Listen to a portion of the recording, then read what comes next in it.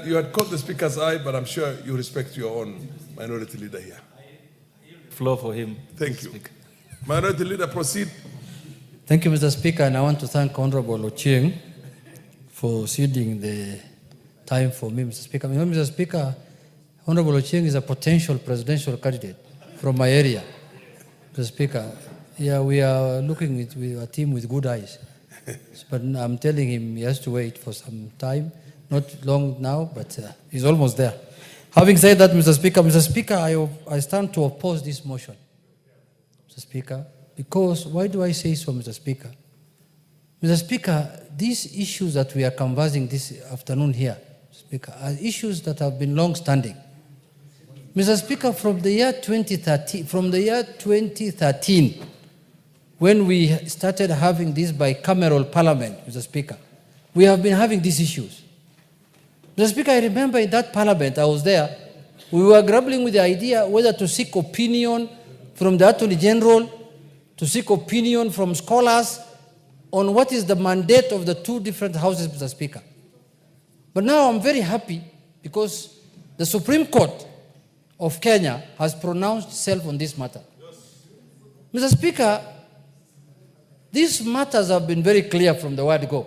Anybody who could read the Constitution could understand very well Article 94, 95, and 96 of the Constitution. And that's why, under the initiative of Honorable Chepkonga, we decided to initiate a bill as a House that can at least demarcate the functions of the two houses, Mr. Speaker. But apparently, the Senate, in their own wisdom of lack of it, decided to return the bill with outrageous amendments that just negates the whole purpose of the bill, Mr. Speaker. Mr. Speaker, I remember vividly one time when the senators moved to court dancing on the road, Mr. Speaker, and we were sitting here watching them on TV. They were literally dancing. You know, you were there, you were in the Senate that time. Honorable, the lady, Honorable from Marsabit, Naomi Wako, the deputy whip, says she was a member of that Senate. They took 24 bills that we passed in this House, danced on the road, Mr. Speaker, like people who have won an election or something, and went to court with the sole purpose and intention of demonizing and intimidating and making the House of National Assembly look bad, Mr. Speaker. When we knew very well, when we had clarity of mind that the Senate had no role in those bills, Mr. Speaker. Yes. And in the end, we got vindicated. Last week or the other week, when the Supreme Court did their ruling, we were vindicated. Public resources were wasted that were used in the litigation process. So, Mr. Speaker, it is now very clear, like day and night, what are the functions of each houses. And this debate of what is the function of the Senate and what is the functions of the National Assembly, Mr. Speaker, must end today afternoon, Mr. Speaker. From today going forward, the Senate must know that the Supreme Court has said what they're supposed to do. Mr. Speaker, we have reached a level in this parliament, the bicameral parliament, where the Senate was demanding that taxation bills, budgetary bills, money bills, and all kinds of bills must be taken to the Senate before they become an act of parliament. The court has now categorically ruled with clarity that the Senate of the Republic of Kenya has no role in money bills completely, Mr. Speaker. They can only deal with monies that the county governments are sharing among themselves through the revenue allocation bill, the county revenue allocation bill, Mr. Speaker. Mr. Speaker, anybody who understood or who read the Constitution properly knew very well that the Senate had no role at all in many bills. But they decided on their own volition to take the matter to court. First, they took it to the High Court, they lost it. They went to the Court of Appeal, they lost. They went to the Supreme Court now, and it finished the matter with finality. So, Mr. Speaker, counties are supposed to deal with matters concerning, Senate is supposed to deal with matters concerning counties. And the National Assembly is supposed to deal with issues that concern the national people, the constituencies, Mr. Speaker. So, Mr. Speaker, when the Constitution is very clear, and you have been told you are supposed to deal with matters concerning counties, why do you want to infringe on other people's work? If you feel the Senate has no much work to do, next election contest for a constituency. Come to the National Assembly and do that kind of work. Mr. Speaker, the oversighting of national organs, Mr. Speaker, is the mandate of the National Assembly. When I see Senate calling Kenya Pipeline, Senate calling national irrigation, what is this thing called? Kenya Power. I just see, if today I was the minister of, or the CEO of that organization, I will not go up here before the Senate. You can send me as many summons as you want, because we have to adhere to the Constitution. The Constitution has demarcated the boundaries. Counties, Senate is supposed to deal matters concerning counties. And now we have a Supreme Court ruling. I don't know what they're going to do. Whether the Senate has the powers to annul the judgment of the Supreme Court, we will wait to see. Because it looks like the Senate now has powers to do anything. They can even annul a judgment, Mr. Speaker. Mr. Speaker, I know how our colleagues are feeling. I know that they are feeling that they are supposed to do everything the National Assembly is doing. But unfortunately, the Constitution is what guides us as a nation. If the Constitution does not allow you to do that work. And why are they shying away from dealing with issues of counties, Mr. Speaker? Because we have 47 counties, and the main benefit the Kenyans got from the new Constitution, Mr. Speaker, is devolution. If I was a senator today, I will be preoccupied a lot with how to fortify and make devolution work, Mr. Speaker. Because that is where the rubber meets the road. That is where Kenyans are supposed to be served, Mr. Speaker.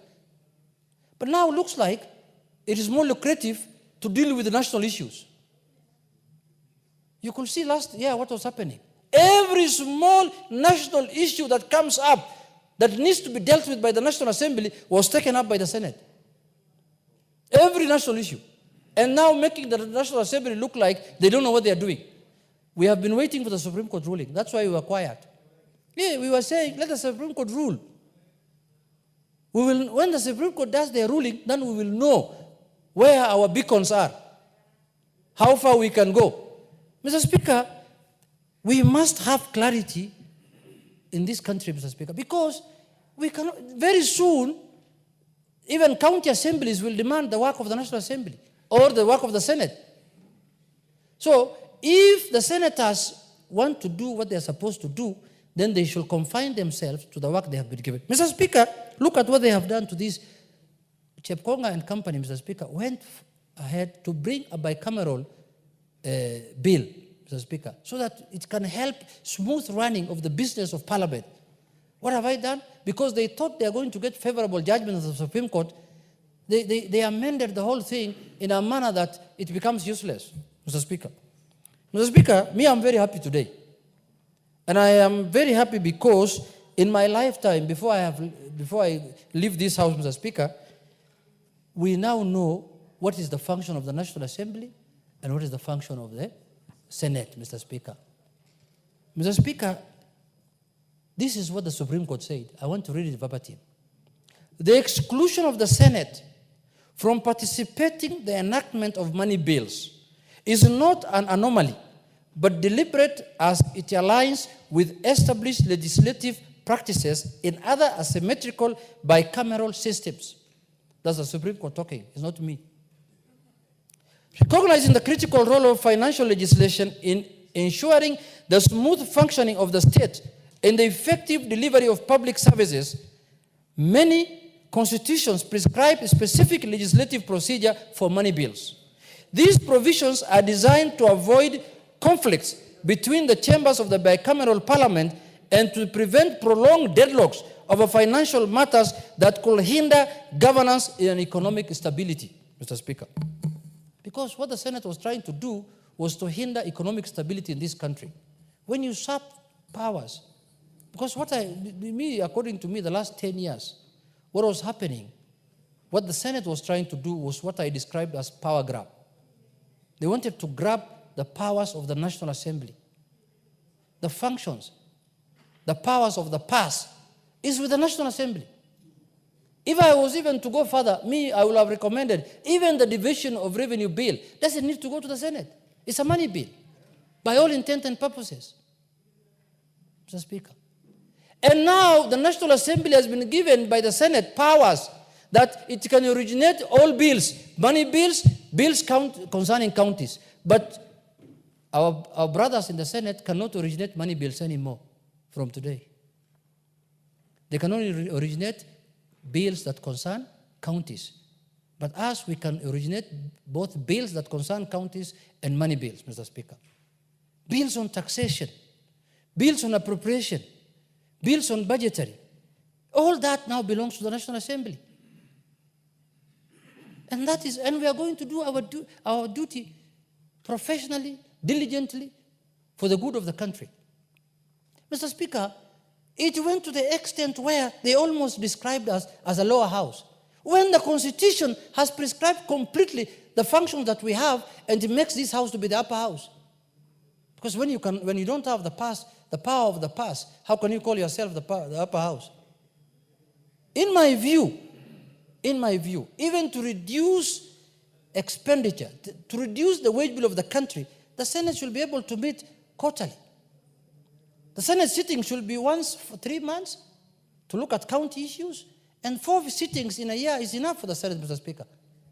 In my view, if my view was considered. But because you can end up sitting every week 3 times, and there is no business to conduct. Now it forces you to infringe on other people's business, on other people's functions, constitutional functions. Why can't you just sit for once 3 months, look at county issues, look at them, how they are doing, audit their books, and then go home and rest? Then after another 3 months, 4 times a year is good enough for the Senate to sit, Mr. Speaker. And I'm not doing this in a derogatory manner, Mr. Speaker. I really mean it, because that is how we are going to reduce even the wage bill of this country, Mr. Speaker. So in my view, Mr. Speaker, in conclusion, I want to say this.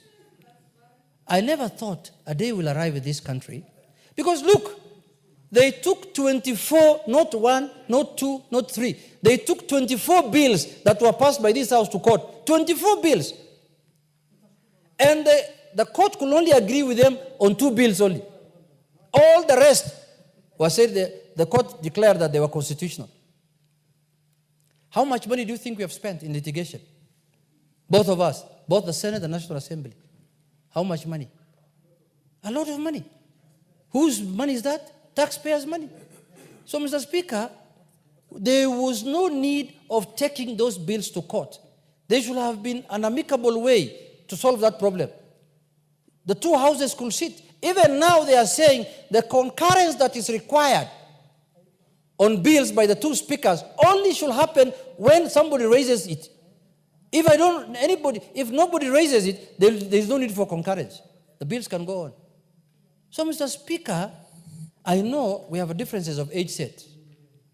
The people in the Senate might be much older than us in terms of age. But that is not an African customary sitting or organization, Mr. Speaker. This is a constitutional organ that deals and does its functions in accordance with the Constitution. So if you are old, don't bring here issues of African that you have to respect the aged. You have to respect people older than you. No. Some of them now are young, and they give him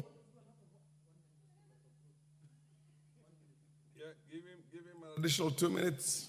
Mr. Speaker, I know some of our colleagues in the Senate now are young and vibrant. I beseech them and I advise them, in the coming election, please go to a constituency. That is where work is. Hii nyumba ya wazee, wachia wazee. Order, Honorable Minority Leader. You cannot mix the 2 languages in one contribution. Mr. Speaker, you can either go straight Swahili or go English. You started with English, finish with English. Mr. Speaker, I'm using the Nyumba of Wazee in quotes, Mr. Speaker. In quotes, Mr. Speaker, because I don't know how to describe Nyumba Wazee in English. They are called what? The House of Old Men. Or the House of Lords, Mr. Speaker. Oh, House of? No, House of Lords. Mr. Speaker, the House of Lords. I know there is not much work there. The young people who are my age mates, our contemporaries, in the next election, either try to be a governor or a member of the National Assembly, so that you don't feel bad, or you don't feel misused, or you don't feel that your energy is not being utilized at your prime age, Mr. Speaker. Come to the National Assembly, where you will deal with budgetary, taxation, appropriation, and all kinds of matters that concern constituencies and the people of Kenya. And issues of national concern, not issues that concern counties only. And you know issues that can concern counties: burial permits, how to bury, the pets when they die, sewage issues, water issues. Those are the issues that are of concern, Mr. Speaker, to the counties. And let us stick to our lines, Mr. Speaker. With those few remarks, Mr. Speaker, I oppose this motion. Thank you very much. Honorable David Ochieng. I think this is the longest I've had to wait to speak. Mr. Speaker, I want to agree with the Honorable Junet, who is my friend, on all he has said.